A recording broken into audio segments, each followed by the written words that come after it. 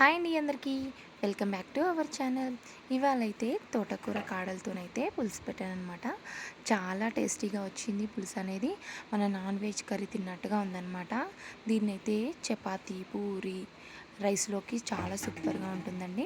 ముందుగా అయితే మనం తోటకూర తెచ్చిన తర్వాత ఆకులన్నీ తీసేసుకున్న తర్వాత చూడండి, ఇలాంటివి అనేవి ఉట్టిగానే పడేస్తూ ఉంటారు, కానీ అలా పడేయకండి.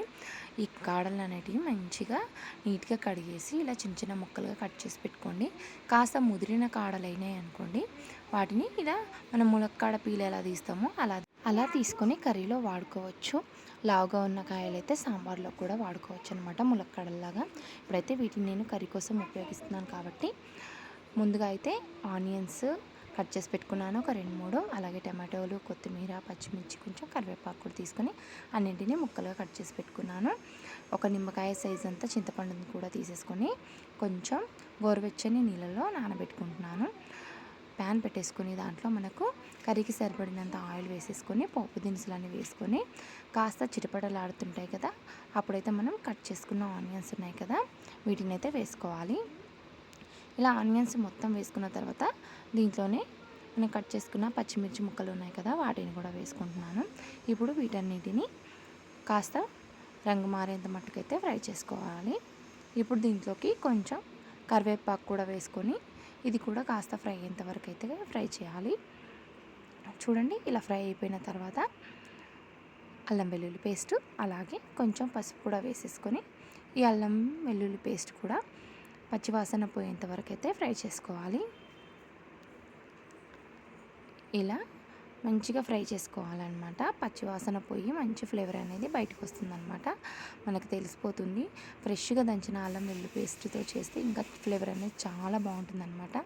ఇప్పుడైతే మనం ముందుగా కట్ చేసుకున్న తోటకూర కాడలు ఉన్నాయి కదా, వాటిని కూడా వేసుకోవాలి. ఇలా తోటకూర కాడల్ని వేసిన తర్వాత అయితే వీటిని మనం ఆయిల్లోనే బాగా మగ్గనివ్వాలన్నమాట. మూత పెట్టుకుని ఒక 5 నిమిషాల పాటు అట్లా మగ్గనిచ్చుకోవాలి. చూడండి, ఇలా ఆయిల్ అనేది తేలుతుంది చూడండి. అలా మంచిగా ఆయిల్లోనే ఫ్రై అయ్యేంత మట్టుకైతే మనం కలుపుకుంటూ ఫ్రై చేసుకోవాలి. ఇప్పుడు దీంట్లోకి మనం తినేదాన్ని బట్టి కారం, అలాగే కొంచెం ఉప్పు కూడా వేసుకొని కలుపుకోవాలి. ఎందుకంటే పులుసు పెడుతున్నాను కాబట్టి కాస్త కారం ఎక్కువగానే వేస్తున్నాను. మనకి కారం తక్కువగా కావాలి అనే వాళ్ళైతే తినేవాళ్ళు కొంచెం తగ్గించి వేసుకోండి. ఇప్పుడు కారం, ఉప్పు కూడా ఈ తోటకూర కాడలకి అంత బాగా పట్టేలాగైతే కొంచెం మూత పెట్టేసి ఒక 5 మినిట్స్ అలాగా మనం మధ్య మధ్యలో కలుపుకుంటూ మూత పెట్టేసుకొని మగ్గనివ్వాలండి. చూడండి, ఆయిల్ అనేది ఎలా తేలుతూ బాగా వచ్చేసింది కదా. ఉప్పు, కారం వేసాక కొంచెం వాటర్ అనేవి కర్రీలో ఊరుతాయి అన్నమాట. అవి కూడా ఇమిరిపోయాక టమాటోలు వేసుకోవాలి. టమాటోలు అనేవి చాలా చిన్న చిన్న ముక్కలుగా కట్ చేసుకోవాలన్నమాట. అయితేనే కొంచెం గ్రేవీగా మంచిగా థిక్నెస్గా వస్తుందన్నమాట. ఇప్పుడు ఈ టమాటా ముక్కలు కూడా కాస్త ఫ్రై అవ్వాలన్నమాట, కాస్త మెత్తబడాలి. చూడండి, ఇలా మెత్తబడిన తర్వాత మనం చింతపండు నానబెట్టుకున్నాం కదా, ఇప్పుడు దాంట్లోంచి రసం తీసేసి అయితే చింతపండు రసం మొత్తం వేసేసుకొని తర్వాత మనకు కర్రీకి ఉడకడానికి సరిపడినంత వాటరు, లేదంటే మనకి ఎక్కువ గ్రేవీలాగా కావాలనుకుంటే ఇంకొంచెం యాడ్ చేసుకోవచ్చు.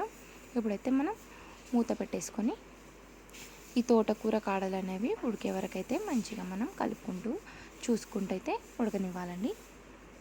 చూడండి, కాస్త గ్రేవీ అనేది దగ్గర పడింది కదా. ఇప్పుడైతే దీంట్లోకి కొంచెం కొత్తిమీర, అలాగే సాల్ట్ అనేది చూసాను అనమాట, కొంచెం చప్పగా అనిపించింది, ఇంకొంచెం సాల్ట్ అనేది వేసుకుంటున్నాను.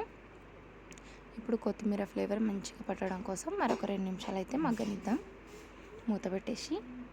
చూడండి, అయిపోయిందనమాట. నాకు రైస్లోకి కానీ చపాతీలోకి కానీ తినడానికి గ్రేవీ అయితే సరిపోతుంది. ఒకసారి అయితే దీన్ని అయితే చెక్ చేసుకుందాం ఉడికిందో లేదో. చూడండి, ఎంత బాగా స్మాష్ అయిపోయిందనమాట కాడ మొత్తం. అంతే అండి, ఈ వీడియో మొత్తం చూసి నచ్చినట్టయితే లైక్ చేయండి, షేర్ చేయండి, సబ్స్క్రైబ్ చేయండి.